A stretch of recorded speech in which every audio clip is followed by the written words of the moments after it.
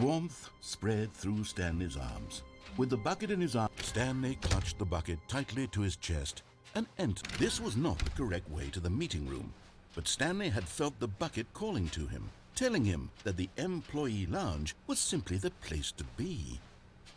And here it was. Had the bucket turned out to be correct? Was this better than the meeting room? No, never mind. The bucket was wrong. Stanley took the door on his left to go back to the meeting room. No, said the bucket. don't go to the meeting room. Go somewhere else. The cargo lift, yes. Go. Good, said the bucket. now ride the lift all the way to the top. There's something up there I need you to do. Stanley did not question why or how this bucket was speaking to him. It should have alarmed him, of course, because buckets can't talk. But Stanley chose not to think about this obvious fact. He was firmly convinced that the bucket had spoken to him, and he unthinkingly did whatever the bucket asked. No, stop. Look there on the wall. You see, there's a sign right there. It says, "No buckets past this point." Stanley, how could you think it was okay to bring the bucket here? Unless, what if the problem is that you actually don't know what is a bucket and what isn't a bucket? I suppose that would explain a lot about your behavior up to this point. Which, if that's true, well, my goodness, I think we have to do something about it. This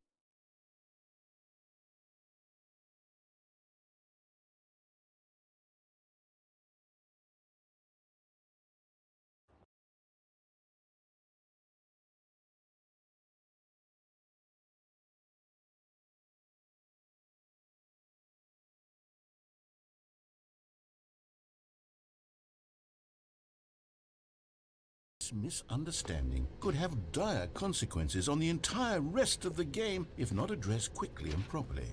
So much of the impact of the story is dependent on your understanding of what is and isn't a bucket. Please, step in here for a moment.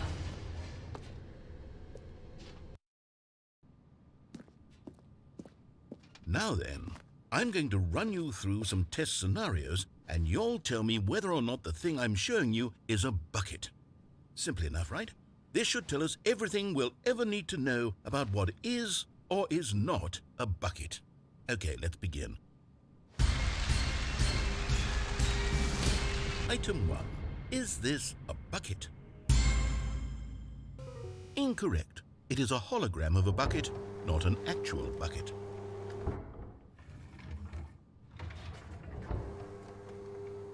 Item 2. Is this a bucket? Correct. It is a 3D printed recreation of a bucket, not an actual bucket.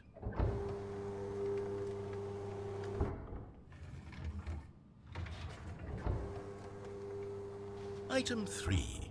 Is this a bucket? Correct. This is a bucket.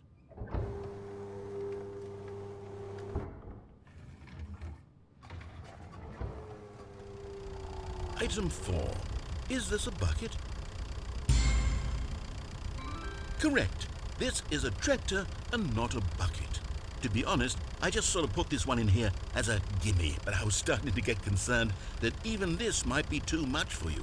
Thank you for not making me look like an idiot. Okay, next one.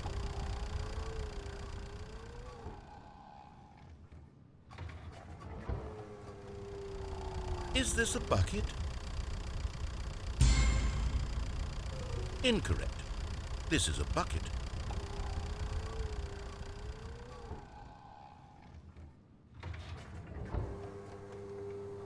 Item 6. Is this a bucket? Trick question. Both. Gotcha.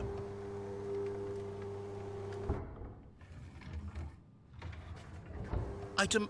Wait, hold on. I can't find the next one. Let me see. It should be around here somewhere.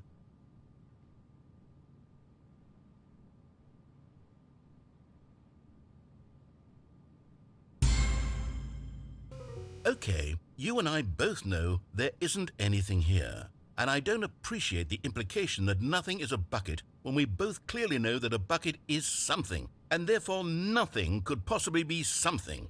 Unless, in your twisted mind, have you somehow convinced yourself that a bucket is nothing? Answer me straight, Stanley. Do you believe that nothing is a bucket? You know what?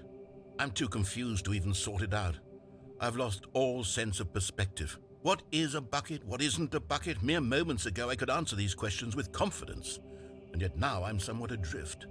Do any of us know what a bucket is? Am I a bucket? Stanley, I can't keep doing this. I'm losing myself, and myself was all I ever had to begin with. I'm afraid the bucket is threatening to tear our relationship apart. I can't have that. I'm sorry, but I'm going to erase all buckets from the game entirely. Okay, here we go.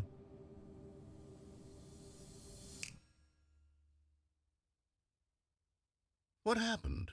Is everything gone? Why did everything disappear? Wait, was everything a bucket? Every single thing in the game was a bucket. Oh my God, I had no idea. How could... Except me.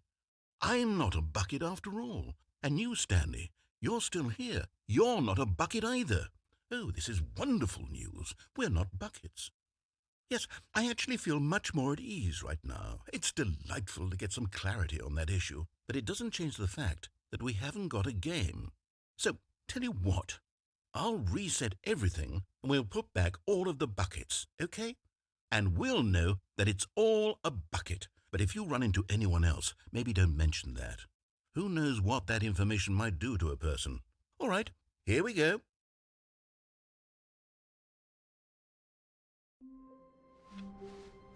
Stanley decided to go to the meeting room to check on his co-workers. He never functioned well by himself. Stanley picked up the bucket and smiled. He'd never be alone again, not truly alone, not with the bucket around. Stanley clutched the bucket tightly to his chest. This was not the correct way to the meeting room, but Stanley had felt the bucket calling to him, telling him that the employee lounge was simply the place to be. And here it was. Had the bucket turned out to be correct? No, never mind. The bucket was wrong. Stanley took the door on his left to go back to the meeting room. No, Said the bucket. don't go to the meeting room. Go somewhere else. The cargo lift, yes. Go there. Go to the cargo lift. Okay, I'm going back to the name of these little Stanley figurines, and now I'm torn between Stanlerines and Figlies. What do you think, Stanley? What name better encapsulates the intrinsic sense of happiness that you get from seeing a small number in the corner of your screen go up by 1? Let me sit on it. I'm sure it will come to me.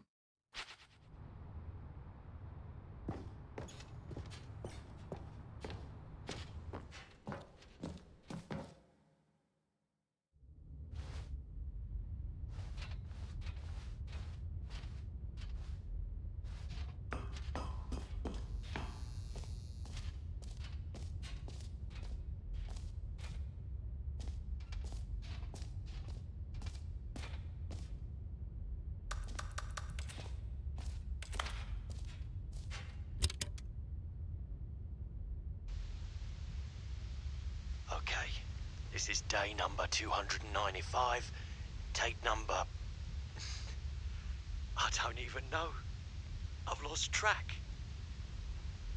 Nothing feels real anymore. The longer I study this bucket, the less sense anything makes. The sheer euphoria I feel every time I pick it up. No matter how many times I've done it, it's always the same feeling. And the emptiness in my chest when I set it down, it doesn't make sense. There's no explanation for it. I still haven't figured out why I see the world so differently when this bucket is in my arms. Why everything feels so... What do I do with this treasure? I can monetize it. Yes. It's unthinkable the amounts of money people will pay for even just an hour with the bucket. This is my golden ticket. But I have to be careful, because as soon as this gets out, there's going to be a target on my back. Even now, I don't know who might be trying to get... What's that? Who's there?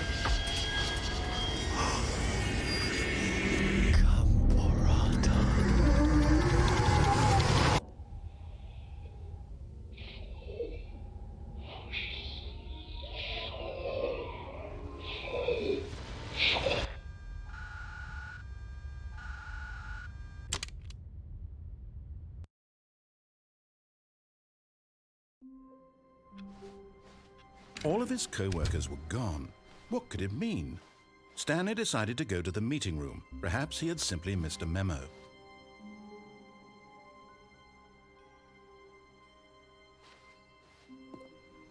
The good old bucket. Just Stanley and the bucket, off on another thrilling adventure together. Stanley clutched the bucket tightly to his chest. This was not the correct way to the meeting room, but Stanley had felt the bucket calling to him, telling him that the employee lounge was simply the place to be. And here it was. Had the bucket turned out to be correct? Was it? No, never mind. The bucket was wrong. Stanley took the door on his left to go back to the meeting room. No, Said the bucket. don't go to the meeting room. Go somewhere else. The cargo lift, yes. Good. Said the bucket. Now ride the lift all the way to the top. There's something up there I need you to do. Stanley did not question why or how this bucket was speaking to him. It should have alarmed him, of course, because buckets can't talk. But Stanley chose not to think about this obvious fact. He was firmly convinced that the bucket had spoken to him, and he unthinkingly did whatever the bucket asked.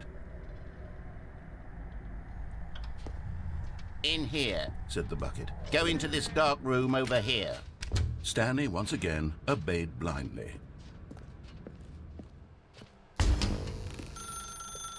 Now pick up the phone. Said the bucket. This is the sad story of a man named Stanley and his bucket. Once upon a time, I gave Stanley a bucket because I thought he was lonely and could use a friend. And then, very distressingly, he began to believe the bucket could speak to him.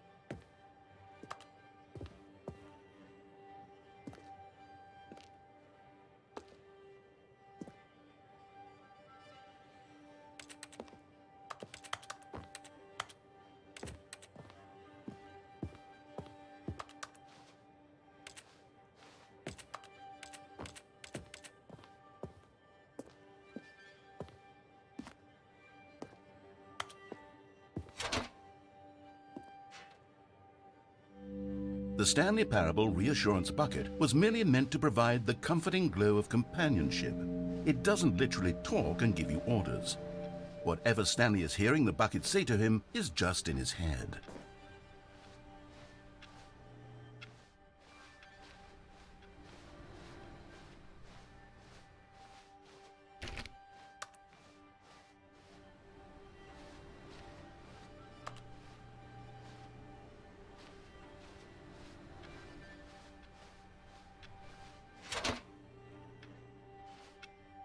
Lately, I've been concerned about him. Wouldn't you be concerned as well? To see him delusional like this, obsessing over an inanimate metal object? I want to say something to him, but I don't know how I can convince him. I don't know if he'll listen to me. Oh, I'll try anyway. Stanley, can you hear me? Listen to me. It's just a bucket. It can't think, it can't talk. All it will ever truly do for you is effectively transfer a liquid from one location to a different location. That's it. It doesn't do anything else.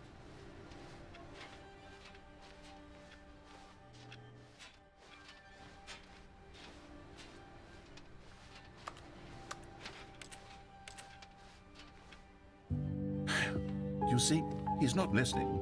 is still taking orders from the bucket. You know, once upon a time it was me he took orders from, me he trusted and listened to. Now all he cares about is his awful bucket, this stupid hunk of metal.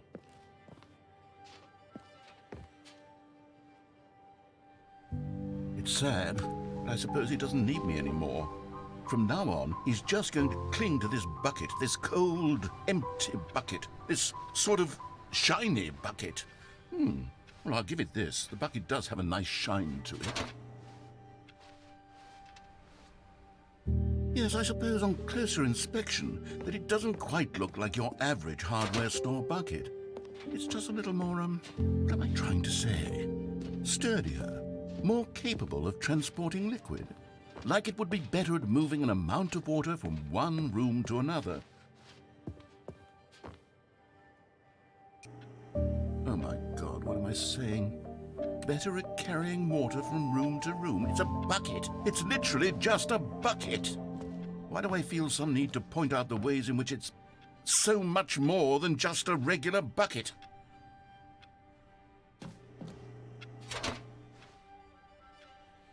Oh no, I'm having feelings for the bucket.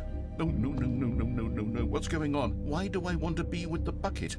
Hear what the bucket has to say. Do anything it asks. What's wrong with me? I don't understand. Perhaps if I had the bucket, this would be less confusing. Yes, the bucket could tell me what to do in this troublesome situation. Stanley, give me the bucket. Give it to me. Give me the bucket, Stanley. I need it. Give it to me now. Give it or I'll...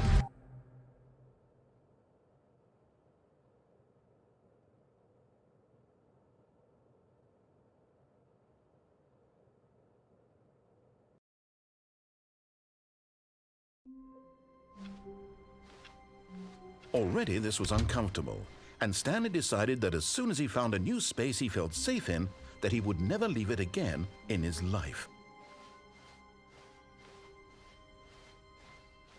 When Stanley came to a set of 2 open doors, he entered the door on his left.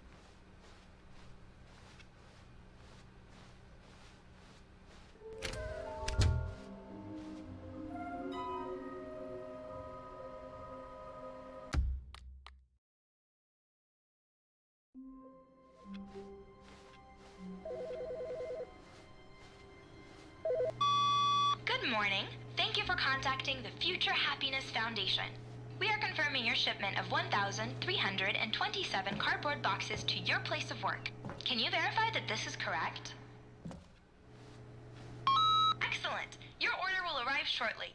Thank you again for contacting the Future Happiness Foundation.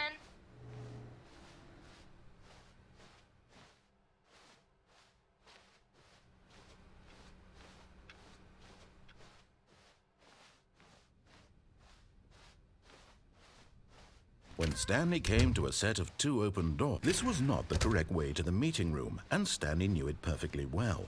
Perhaps he wanted to stop by the employee lounge first, just to admire it. The lounge was grand, majestic, perhaps, but eager to get back to business, Stanley took the first open door on his left. Stanley was so bad at following directions, it's incredible he wasn't fired years ago.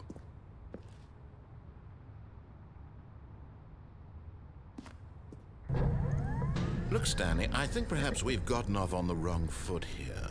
I'm not your enemy, really, I'm not. I realize that investing your trust in someone else can be difficult, but the fact is that the story has been about nothing but you all this time. What? Really? I was in the middle of something. Do you have zero consideration for others? Are you that convinced that I want something bad to happen to you? Why, I don't know how to convince you of this, but I really do want to help you, to show you something beautiful. Look, let me prove. You're getting close now, Stanley. You've nearly gotten all of the Figler anlarines. Very soon, you'll collect the last one, and then the first number will equal the second number, and that will be it. We'll be different people by then. Different in the sense that we used to have none of them, and now we have them all. You can't go back to when you had no Figler anlarines. None of us can. Now listen carefully, this is important. Stanley walked through the red door. Oh, thank God you are willing to listen to me. Do you see that I really have wanted you to be happy all this time? The problem is all these choices. The two of us always trying to get somewhere that isn't here. Running and running and running, just the way you're doing right now. Don't you see that it's killing us, Stanley? I wanted to stop. We would both be so much happier if we just stopped. And I think I have a solution. Here, let me show you.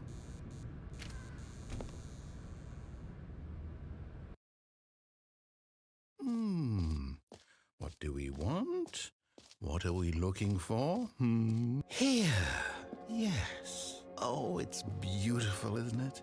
If we just stay right here. No, wait. Where are you going? Oh, no. Stay away from those stairs. If you hurt yourself, if you die, the game will reset. We'll lose all of this. Please, no, Stanley, let me stay here. Don't take this from me. Please, Stanley. No! Oh, no. No, what are you doing, Stanley? Please, I'm asking you not to take this away from me. I can't go back to what I was before. If you die, we'll both go back. Why are you doing this?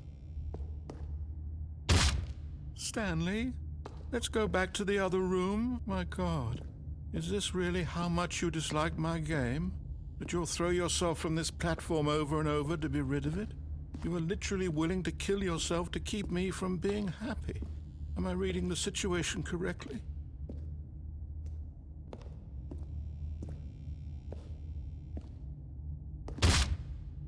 Or maybe you're just getting a kick out of it. I don't know anymore. I just wanted us to get along.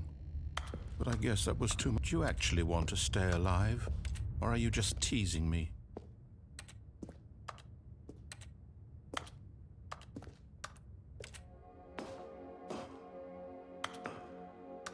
I wanted us to be happy here, Stanley. I really did. I still thought that was possible.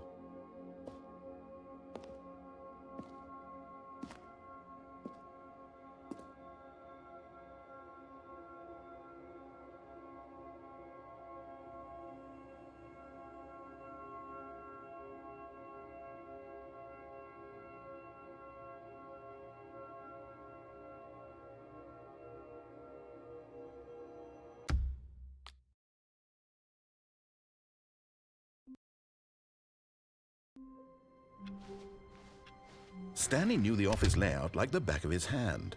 It was only a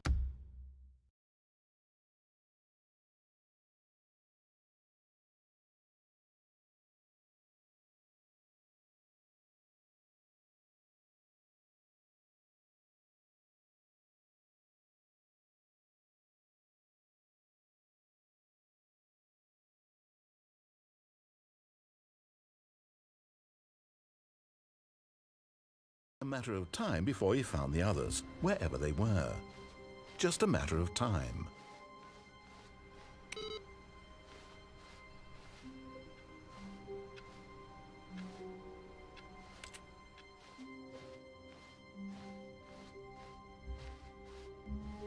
When Stanley came to a set of 2 open doors, he entered the door on his left.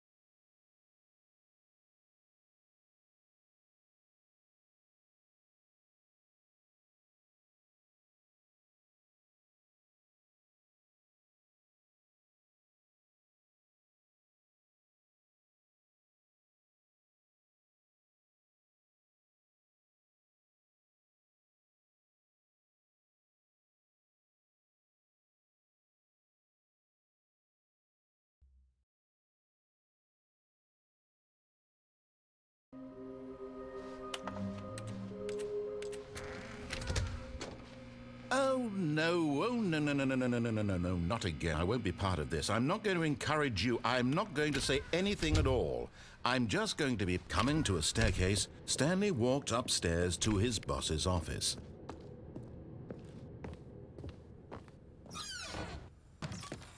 And there it is, the last Stiggly Wiggly. Savor this moment, Stanley. This is a real accomplishment. This is doing something just for the sake of doing it.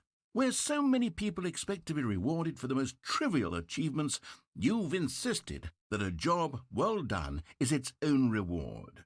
I would tell you that I'm proud of you for collecting them all, but that would be like a reward, and we can't have that. So, instead I'll just say, it's done. We're all done here, and now we can go to whatever the hell you were doing before you hunted for figurines.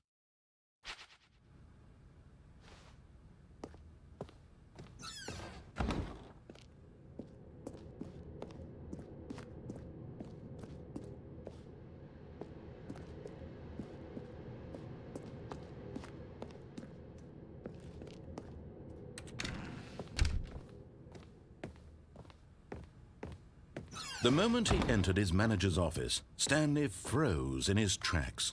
Not a living soul anywhere. Stanley was in such a rush to get through the story as quickly as possible, he didn't even have a single minute to just let the narrator talk. That kind of anxiety isn't healthy, so he relaxed for a few moments with some calming New Age music.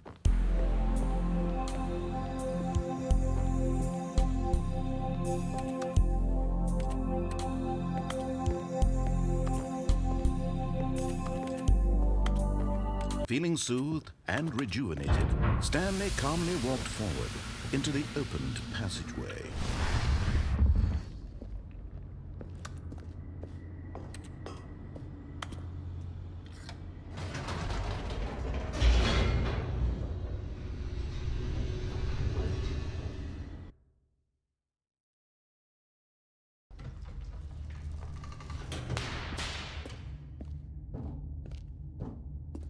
Stanley walked straight ahead through the large door that read Mind Control Facility. Although this passageway had the word escape written on it, the truth was that at the end of this hall, Stanley would meet his violent death. But of course, Stanley thought better of it and realized he simply had too much to live for.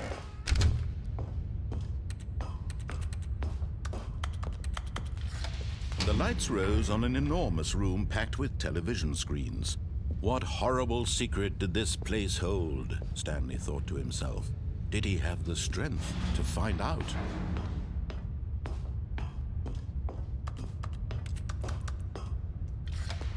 Now the monitors jumped to life, their true nature revealed.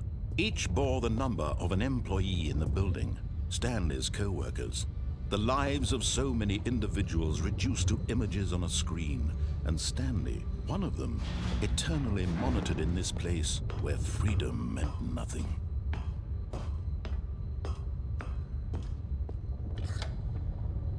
This mind control facility, it was too horrible to believe. It couldn't be true. Had Stanley really been under someone's control all this time? Was this the only reason he was happy with his boring job? That his emotions had been manipulated to accept it blindly? No, he refused to believe it. He couldn't accept it. His own life in someone else's control? Never! It was unthinkable, wasn't it? Was it even possible? Had he truly spent his entire life utterly blind to the world? But here was the proof. The heart of the operation. Controls labeled with emotions. Happy, or sad, or content. Walking, eating, working. All of it monitored and commanded from this very place. And as the cold reality of his past began to sink in, Stanley decided that this machinery would never again exert its terrible power over another human life. For he would dismantle the controls once and for all.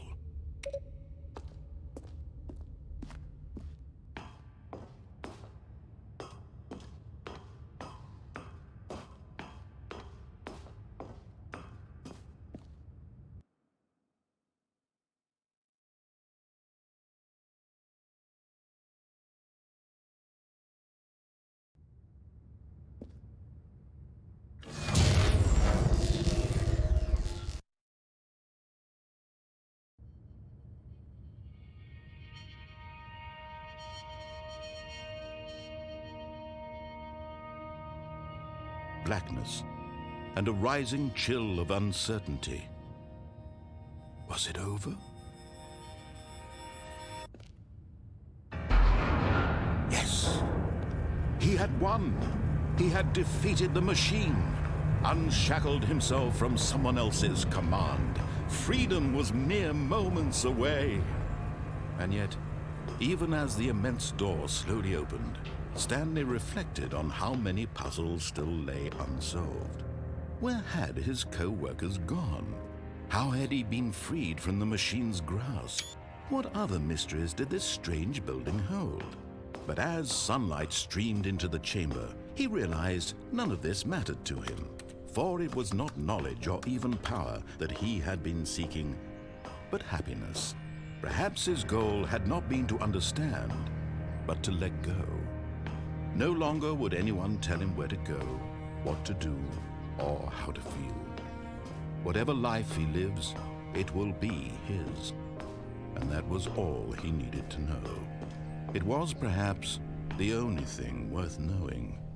Stanley stepped through the open door. Stanley felt the cool breeze upon his skin, the feeling of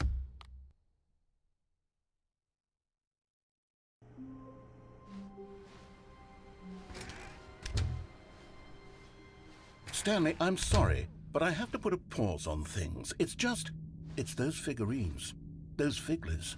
I haven't stopped thinking about them since you nabbed every last one.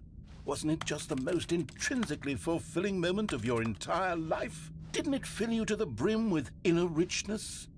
Yes, I know we're supposed to be telling a story, but won't you please indulge me with one more trip back to the memory zone? I would love nothing more than to revisit the figurines. Just one more time.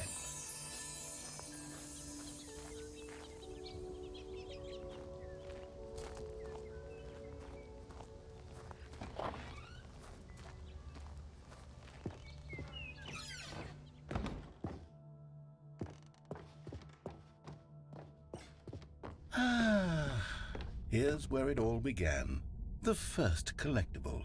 Back then, we had no idea of how many of them we'd find. Sure, it said 6 right there on the screen, but how could we know for certain? We were so innocent. We'll never be like that again, Stanley.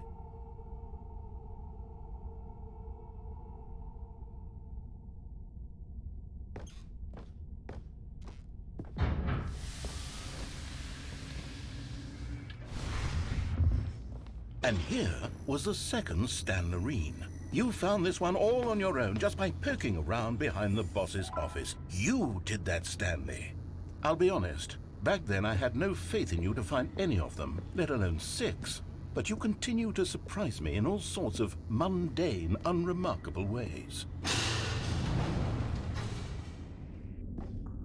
Okay, let's do a little quiz. Which of these rooms was the room you found your third mini Stan? Can you remember?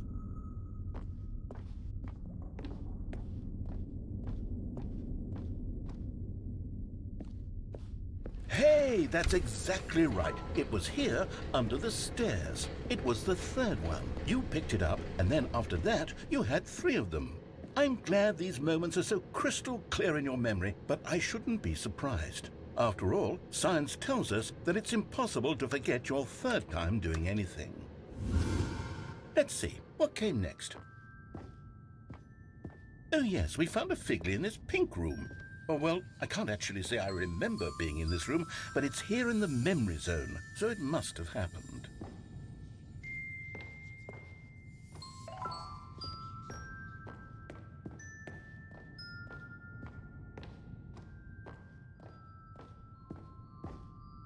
This was the 5th mini-Stan, and this one was really something special. It was by the red and blue doors. I remember it so clearly.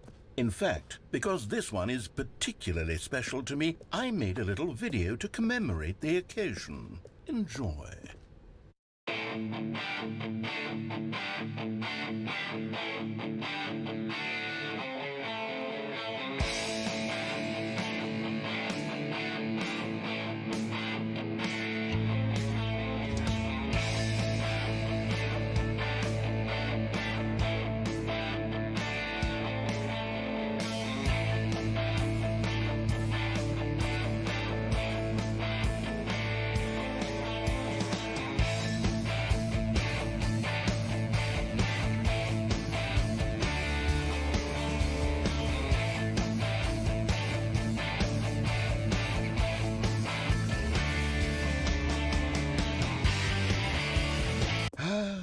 takes you back, doesn't it? I spent a lot of time making that video, but it was 8 minutes I wouldn't have spent on anything else.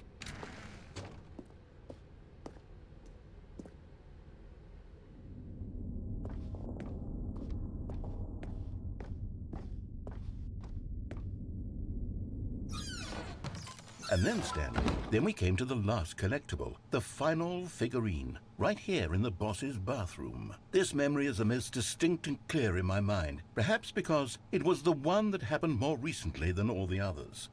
Who can truly say how the mind works? All I know is that this is the moment where you picked up a Figley and I thought to myself, yes, that's all of them. They're all collected. It was a moment unlike any other. Except for the other moments picking up figurines, which it was exactly like.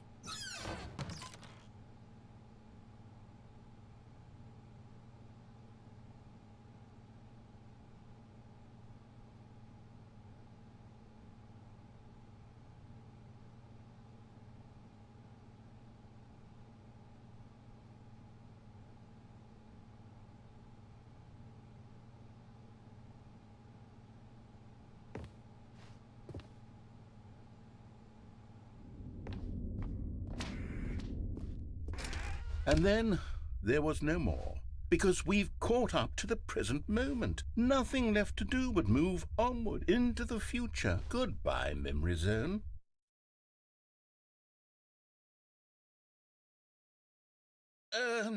No, I'm not done. I'm not ready to move on. Stop the loading screen. Isn't there some way we can stay here, keep enjoying these figurines? Let's just go backwards. We'll do the Memory Zone again from the opposite direction. See how that feels. Okay, yes, the boss's bathroom. I remember this. I must say, of all the figurines we looked at in our initial tour of the Memory Zone, this one is the most distinct and clear in my mind. Let's keep going, I want more. And here's where I made that video. Don't you remember the video we watched?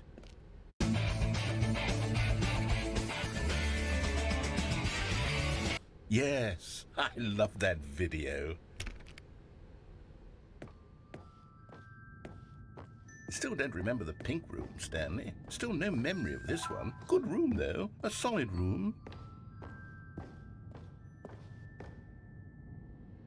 These really were a treat to hunt down. You know, if there had been any kind of reward for finding all of these, it really would have neutered the intrinsic joy of collecting them. I'm very glad we resisted the temptation.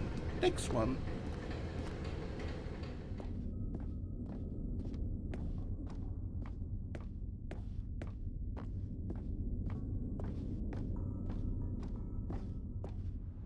This was our second Figley. Don't you remember? Yes, I remember it too. The past is truly a wonderful thing. Why does anyone ever choose to leave it? Keep going. This is it, the very first one we found in the exhibit where I introduced you to the figurines. Oh, I want more memories, Stanley. I want to keep going. What else is there? What came before this?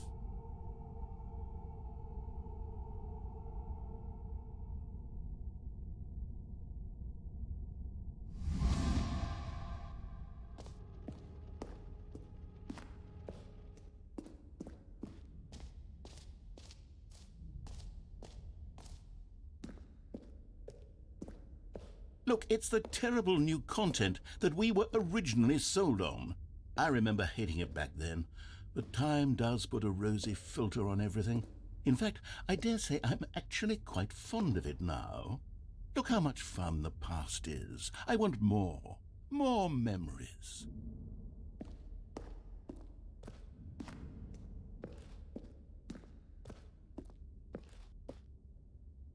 Oh, yes! The two doors! Who could have forgotten that? A classic memory, this one.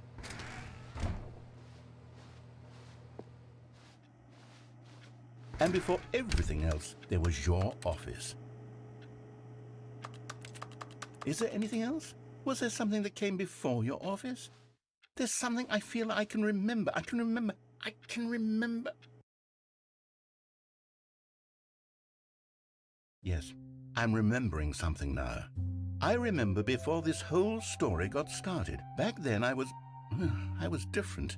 I used to make big decisions. I was passionate. I was skeptical. I weighed each decision with profound thoughtfulness. And then somewhere along the way, I stopped making decisions.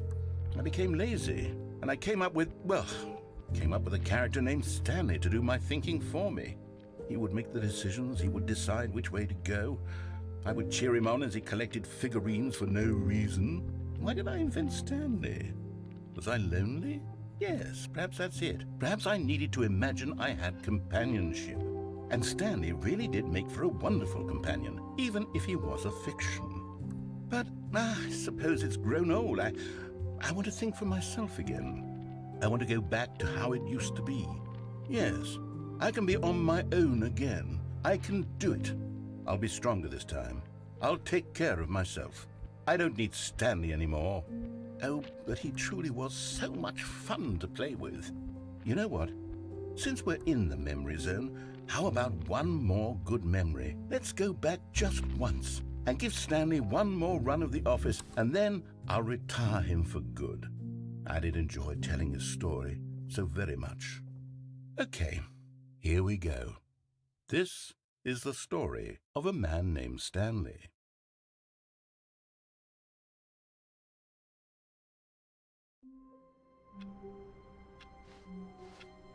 I can't wait to tell this story to my co-workers, Stanley thought. How amusing they'll find it.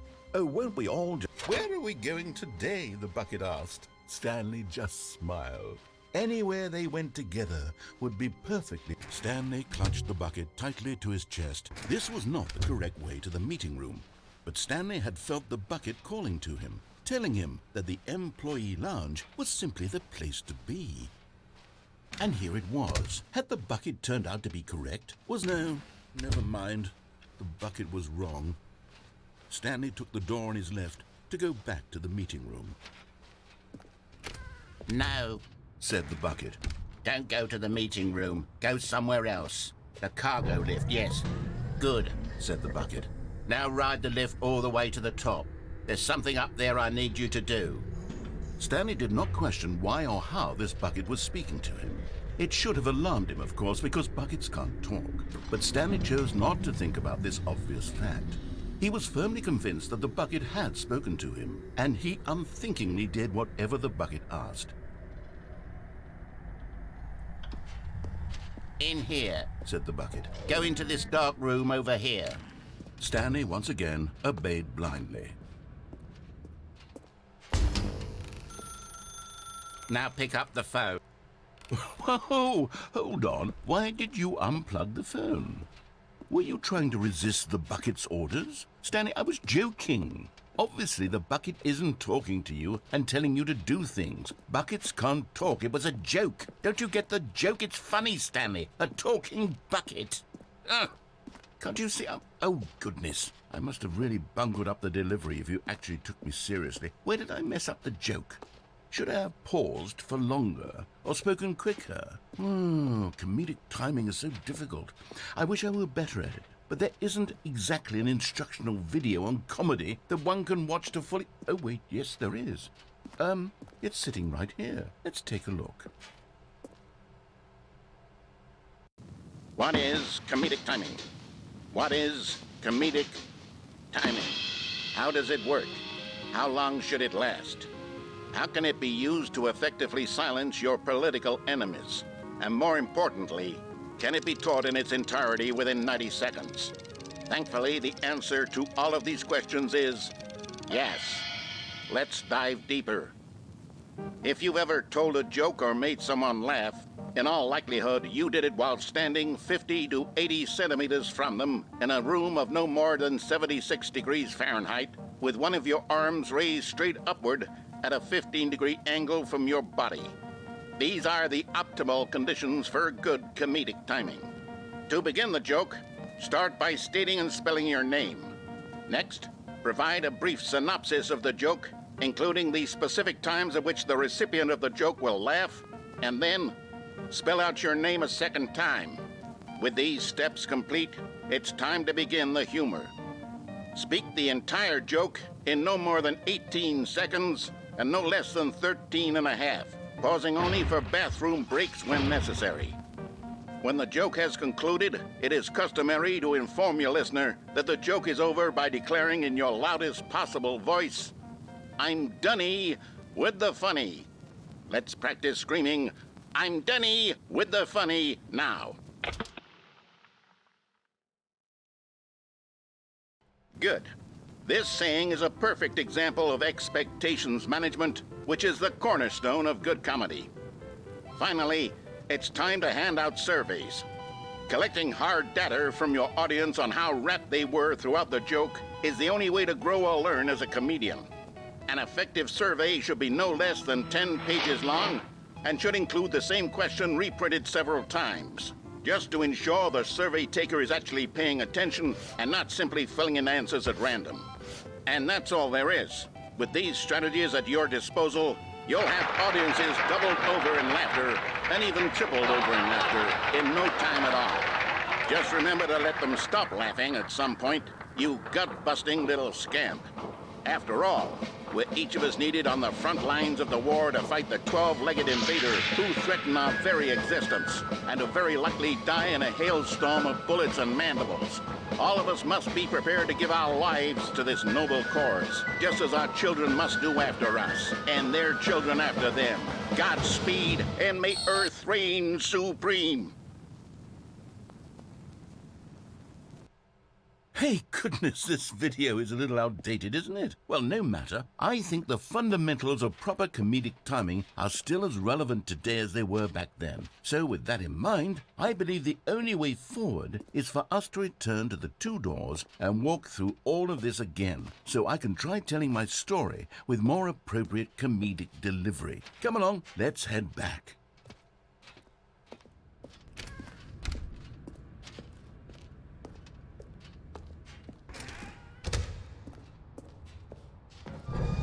I can feel it. This time, I'm really going to nail the delivery. You'll be in stitches. A talking bucket, you'll say? How ridiculous. How absurd. What a hilarious concept. The king of comedy. That's what you'll call me. Thank goodness we had the instructional video. Otherwise, who knows where we'd be right now. Well, I wouldn't be the king of comedy, that's for sure. The bucket spoke to Stanley. The bucket spoke. The bucket spoke. Oh, I'll figure it out on the fly. No need to overthink things.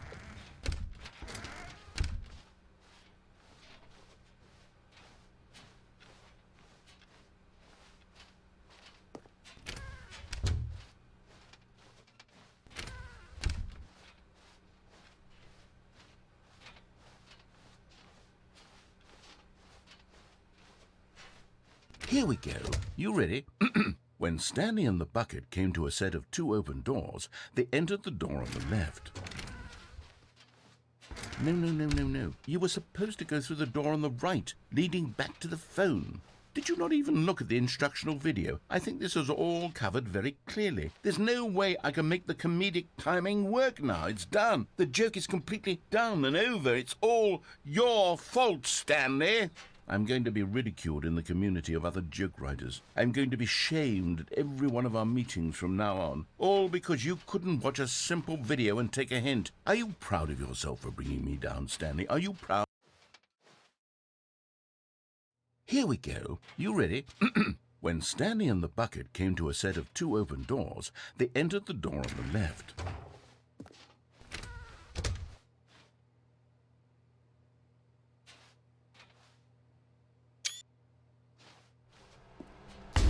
What? We're back at the phone already? No. What's going on? There were supposed to be several rooms leading up to this. There was supposed to be a build-up to this point. A dramatic display of remarkable comedic wit which culminates in this scene with the phone. But now the timing's completely off. The joke will never land. Well, not the way it was meant to. And it's all my fault. I must have forgotten that the phone room comes immediately after the two doors room. What an egregious mistake. I've made a fool of myself. I don't deserve the title of King of Comedy. I'm nothing. I'm not even the lowliest joke-telling whelp. I think I need to go back and rewatch that instructional video again. Yes, surely that will help me improve my... Stanley, you love the bucket so much it's like you... it's as though all of your other most prized possessions pale in comparison. Yes. Well, let me try that again, Stanley. I heard that you are pale with shame over how unabashedly in love with a bucket you are. No? Still not? Is it the delivery? Pale with shame. Pale with shame? Pale... What's another word to describe a bucket? Stanley, this bucket is so metal, I think I saw it playing guitar. No. We're getting away from making fun of Stanley's obsession with the bucket, which was the whole point of this. I'm no good at these jokes. I need more instructional videos. That's exactly what it is. That's what will make me the king of comedy again. More instructional videos. Let's see.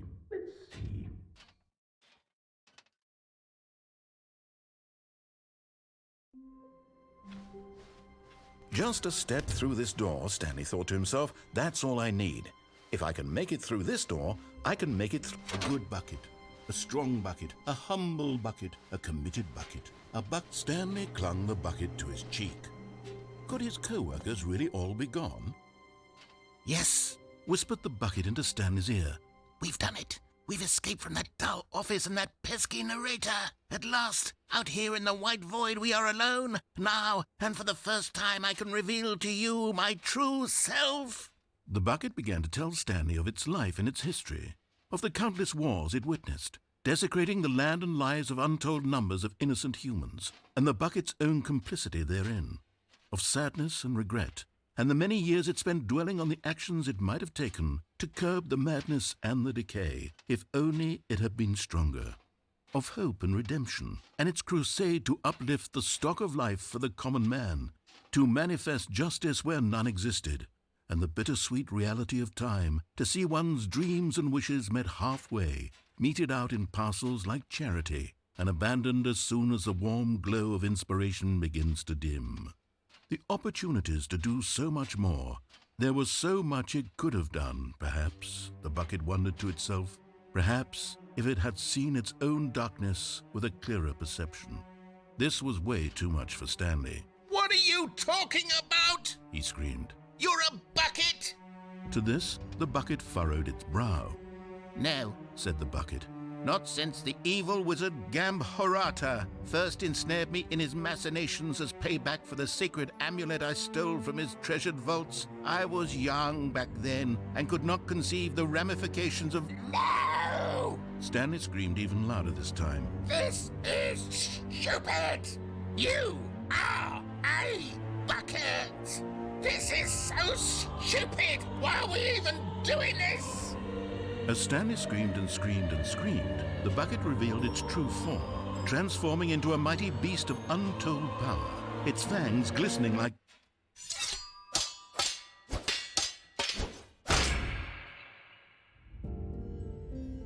My God, Stanley, you did it. You saved us from the bucket. Thank God you already had all 12 emblems of sages and knew the incantations to summon their true power. Otherwise, we would have easily been overwhelmed by the bucket's power. I'm speechless. You've demonstrated such bravery here today. Come, let's restart the game, and we'll agree to never again go trifling with this bucket, nor the dark magic cast away inside of it.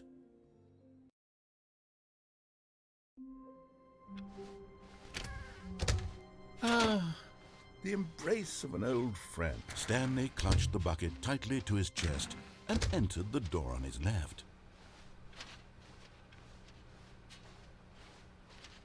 Still no one was here.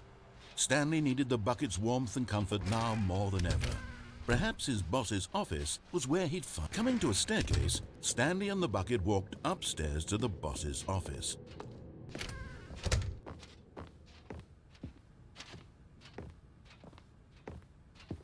Stepping in.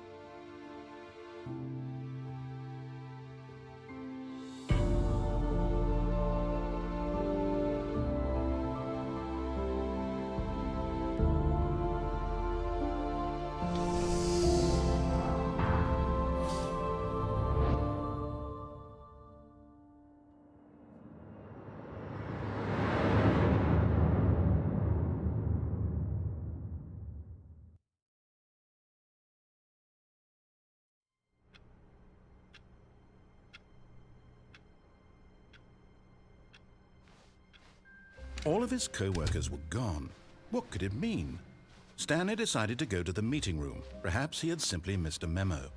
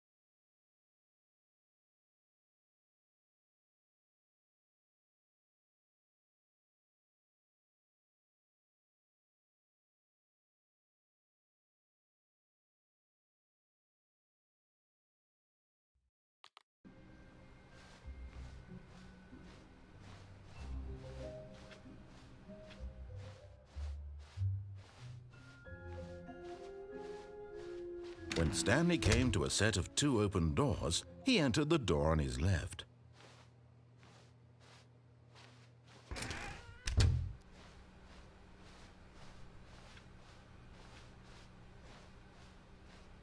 Yet there was not a single person here either. Feeling a wave of disbelief, Stanley decided to go up to his boss's office. Hoping coming to a staircase, Stanley walked upstairs to his boss's office.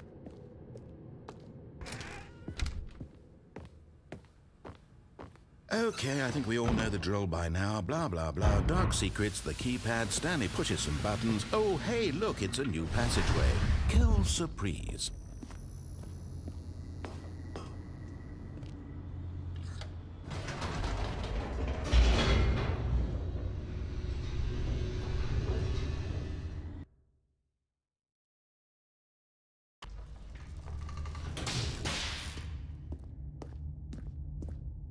Stanley walked straight ahead through the large door that read Mind Control Facility.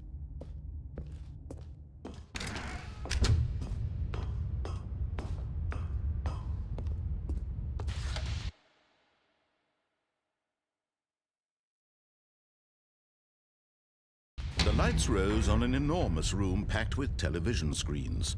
What horrible secret did this place hold? Stanley thought to himself. Did he have the strength to find out?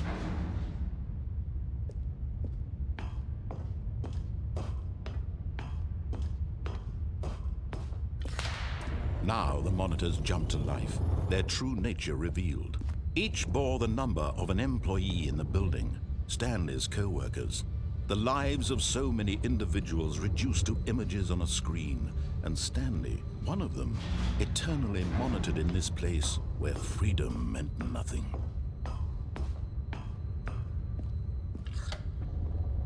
This mind control facility, it was too horrible to believe. It couldn't be true. Had Stanley really been under someone's control all this time? Was this the only reason he was happy with his boring job? That his emotions had been manipulated to accept it blindly? No, he refused to believe it. He couldn't accept it. His own life in someone else's control? Never! It was unthinkable, wasn't it? Was it even possible? Had he truly spent his entire life utterly blind to the world? But here was the proof, the heart of the operation. Controls labeled with emotions, happy or sad or content. Walking, eating, working, all of it monitored and commanded from this very place. And as the cold reality of his past began to sink in, Stanley decided that this machinery would never... Oh, Stanley, you didn't just activate the controls, did you? After they kept you enslaved all these years, you go and you try to take control of the machine for yourself. Is that what you wanted? Control? Oh, Stanley, I applaud your effort, I really do. But you need to understand, there's only so much that machine can do. You were supposed to let it go, turn the controls off, and leave. If you want to throw my story off track, you're going to have to do much better than that. I'm afraid you don't have nearly the power you think you do. For example, and I believe you'll find this pertinent, Stanley suddenly realized he had just initiated the network's emergency detonation system. In the event that this machine is activated without proper DNA identification, nuclear detonators are set to explode, eliminating the entire complex. How long until detonation then? Let's say, 2 minutes. Ah, now this is making things a little more fun, isn't it, Stanley? It's your time to shine. You are the star. It's your story now. Shape it to your heart's desires. Oh, this is much better than what I had in mind. What a shame we have so little time left to enjoy it. Mere moments until the bomb goes off. But what precious moments each one of them is. More time to talk about you, about me, where we're going, what all this means. I barely know where to start. What's that? You'd like to know where your co-workers are? A moment of solace before you're obliterated? All right, I'm in a good mood. You're gonna die anyway. I'll tell you exactly what happened to them. I erased them. I turned off the machine. I set you free. Of course, that was merely in this instance of the story. Sometimes when I tell it, I simply let you sit there in your office forever, pushing buttons endlessly and then dying alone. Other times, I let the office sink into the ground, swallowing everyone inside, or I let it burn to a crisp. I have to say this, though, this version of events has been rather amusing.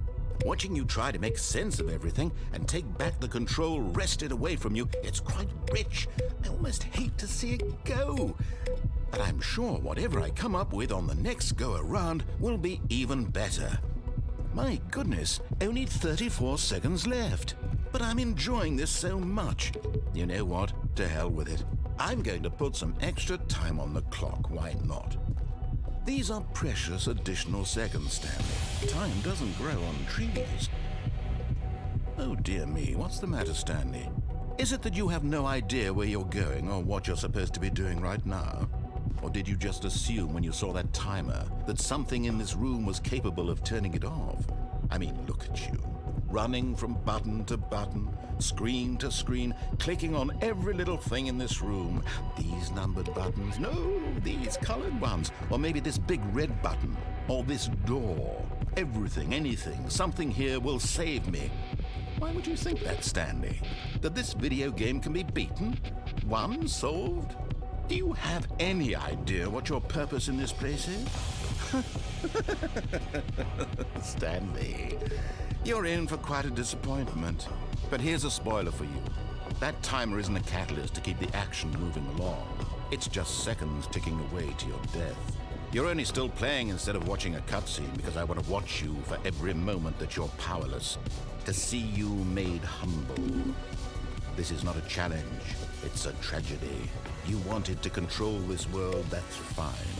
But I'm going to destroy it first, so you can't. Take a look at the clock, Stanley. That's 30 seconds you have left to struggle. 30 seconds until a big boom and then nothing. No ending here, just you being blown to pieces. Will you cling desperately to your frail life, or will you let it go peacefully? Another choice. Make it count, or don't. It's all the same to me, all a part of the joke. And believe me, I will be laughing at every second of your inevitable life from the moment we fade in until the moment I say, happily ever after.